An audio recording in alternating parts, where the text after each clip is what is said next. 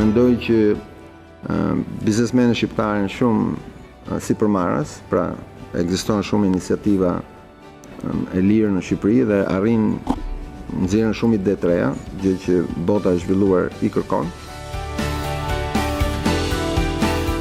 Partneriteti publik-privat pikërisht afron këtë mënyrë. Pra, partneriteti publik-privat do të thotë që për ndërtimin e një infrastrukture publike, ti jep një kontratë një privati, i cili me anë të kësaj kontrate ngren financimin në botën financiare, në bankat, dhe arrin bën atë infrastrukturë. Dhe pra borxhi nuk e merr shteti, që s'mund ta marrë në këtë moment, po e merr privati në bazë të kësaj kontrate të koncesionit që ti i jep.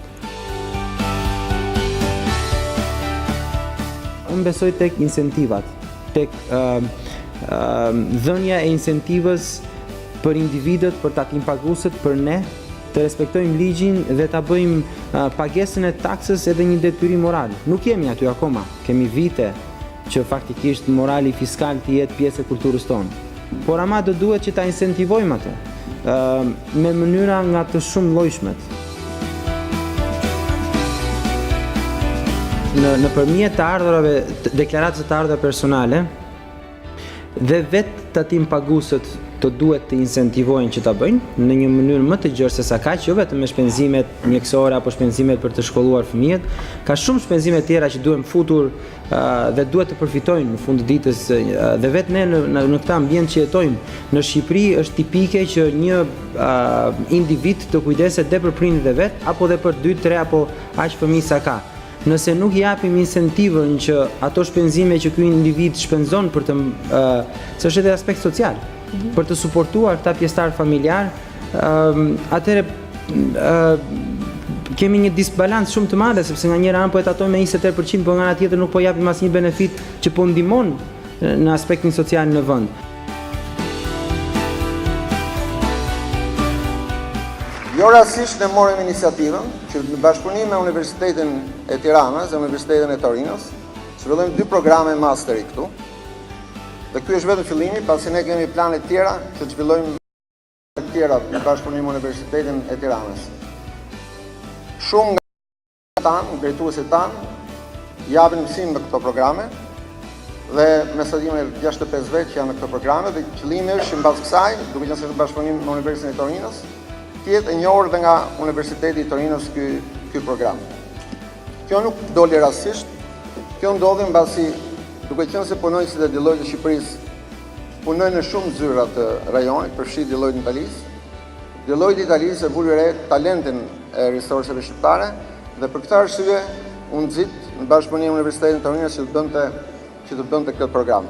Janë 2 mastera profesional, kontabilitet, auditim dhe financë është një prej tyre, dhe tjetri teknologji dhe menaxhimi i proceseve të biznesit. Janë 2 fusha të cilat ne vetë brenda Deloitte-it jemi duke i zhvilluar në një nivel shumë edhe më të lartë se sa tregu, ku e pam që hendeku midis nevojave që ne kishim në tregun e punës dhe kapacitetet që dilnin nga ofertët që universiteti ishte i madh dhe duhet që të ndërhynim.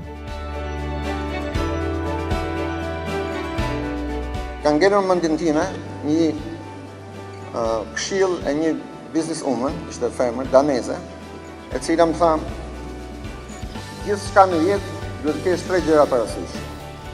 Gjëja e parë është iniciativë. Do e shikosh që mund të dali, mund mos dali ashtu, do ballafaqohesh me sfida ndryshme. S'ka problem, tha. Ke këshillën e dytë. Prap tha, është iniciativë. Marrësh iniciativë prap që të fillosh si do dalësh me sukses. Mund mos dali prap mirë, tha. Prap e treta thash, prap iniciativë. Dhe unë uroj gjithëve që të keni iniciativën që të arrini me sukses në karrierën tuaj pas.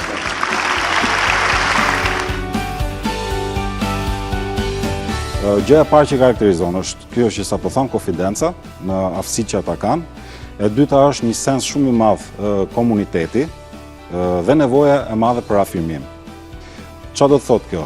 Nëse mund të bëj një paralelizëm, nëse një i ri i kësaj moshe në vitet 80 do të kishte ëndrrën e vet që duke arritur majet në një kompani, majet e karrierës, kishte një vilë bukur apo një Ferrari, paktën në botën e jashtme, se në Shqipëri besoj se ka pasur njëri ëndra të tilla në atë kohë. Kishte çështje blue jeans është. Sot të rinjt e këtij brezi Y, në kohët e sotme kanë nevojë të afirmohen në shoqëri. Të jenë dikush që të kenë dhënë një kontribut për komunitetin. Shpeshherë ndeshemi me atë që është në marrëdhëniet e punës thembra e akilit. Ndoshta nuk do ishte më e mira për ta filluar prezantimin me këtë, po e di që kjo është një pikë që na intereson të gjithëve veçanërisht shumë. Zgjidhja e marrëdhënieve të punës ka qenë një problem që na ka përballur shpeshherë në gjykatë, në cilësinë e mbrojtësit të punëdhënësit, në cilësinë e mbrojtësit të punëmarrësit, kemi ndeshur shpeshherë me interpretime të ndryshme të dispozitave.